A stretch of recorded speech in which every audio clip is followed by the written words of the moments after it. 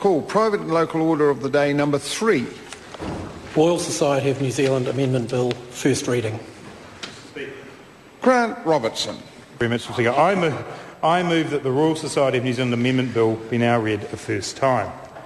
At the appropriate time, I intend to move that the bill be considered by the Education and Science Committee. Yes, an excellent committee, I agree with members. The Royal Society of New Zealand Amendment Bill is a private bill promoted by the Royal Society of New Zealand, a body corporate that has operated in New Zealand since 1867 and is currently based in the Great Electorate of Wellington Central. The object, functions and structure of the Society are set out under the Royal Society of New Zealand Act 1997. The current object of the Society is the advancement and promotion of science and technology in New Zealand. That in turn, Mr. Speaker, leads to the functions of the Society.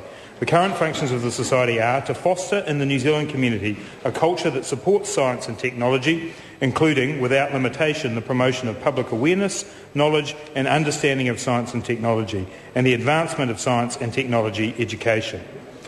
Second function is to encourage, promote and recognise excellence in science and technology. The third function is to provide an infrastructure and other support for the professional needs and development of scientists and technologists.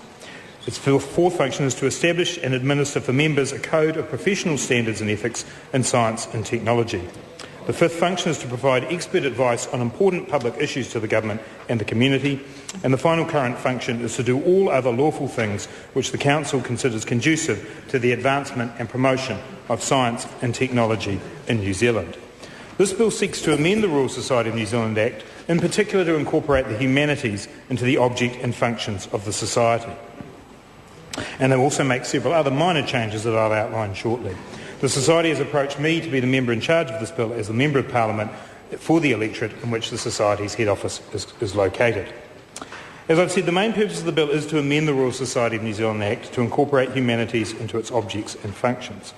This means, for example, that the functions of the Society will be expanded to include the functions of fostering in the New Zealand community a culture that supports the humanities and of encouraging, promoting and recognising excellence in the humanities. The definition within the bill says that the humanities include English and other languages, history, religion, philosophy, law, classics, linguistics, literature, cultural studies, media studies, art history, film, drama and American studies. Specifically, Mr. Speaker, what the bill does is add to those functions that I read out earlier the following functions: to foster in the New Zealand community a culture that supports the humanities, to encourage and promote and recognise excellence in the humanities, to establish and administer for members a code of professional standards and ethics in the humanities, and to do all other lawful things which the Council of the Society considers conducive to the advancement and promotion of humanities in New Zealand. The incorporation of humanities into the objects and functions of the Society will mean that many people involved in the humanities may be admitted as members of the Society, and that people who have achieved distinction in research or the advancement of the humanities will be able to be elected as Fellows of the Royal Society. The Society will obviously also be required to establish and administer a code of professional standards and ethics in the humanities, as it currently does in relation to science and technology. The Society's decision to expand the objects and functions of the Society to include the humanity was based on three main factors: a desire to integrate the structure and function of research in New Zealand, a recognition of the need to build on and integrate the complementary knowledge provided by different disciplines, and academies of scholars in other such countries as Canada and Scotland have academies that also range across the disciplines. And Mr. Speaker, it's fair to say that in recent times there has been a growing awareness among the scientific community, the pure scientific community, as I defer to my colleague Moana Maki, who comes from that community, to work more closely with the social science community. And many members of the House will be familiar with the work of Sir Paul Callaghan and Bill Manhire at Victoria University, who have worked very hard to try to draw together what they call the parallel universes of writers and scientists. And it is a little bit like that. For those of us who do come from a social science background, it is sometimes fair to say that the pure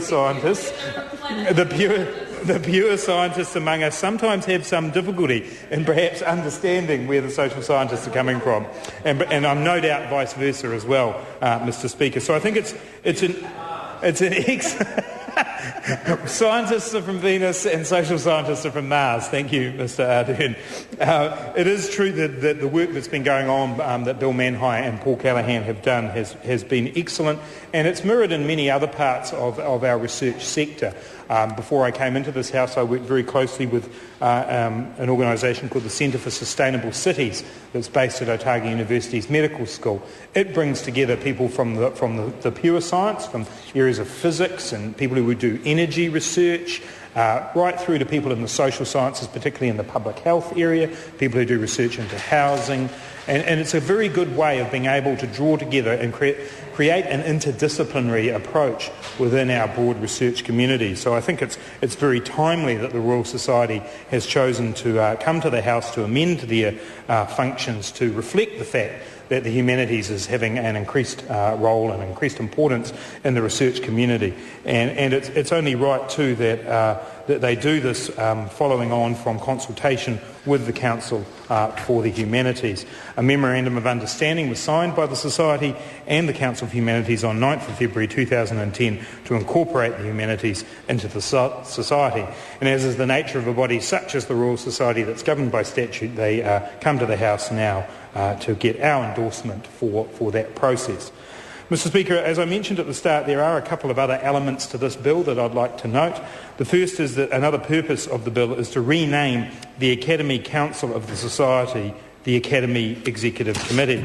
Now, this will be a matter of great interest to members in the House. The reason for this change is to avoid confusion between the Academy Council, which was established to contribute to the achievement of the objects of the Society by recognising and encouraging excellence and outstanding achievement in science and technology, and contributing to the intellectual leadership role of the Society, to avoid confusion between that body and the overall Council of the Society, which is its governing role, which has a governing role.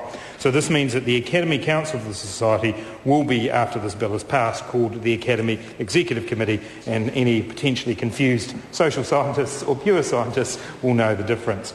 The bill also amends the standard for the election of companions of the Society to put greater focus on leadership and also to include the humanities now that they're part of the Society's wider functions.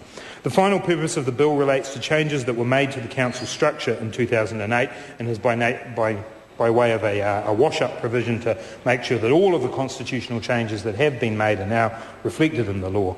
In particular, the bill amends the election processes for councillors of the Society so that the process is consistent with the new council structure and clarifies processes for councillors appointed by regional constituent organisations.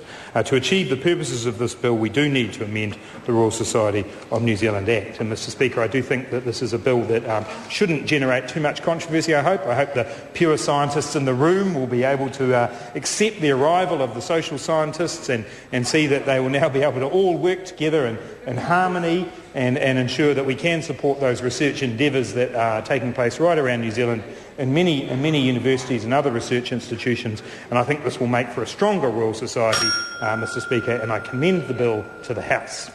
Question is that the motion be agreed to. Ellen Peachy.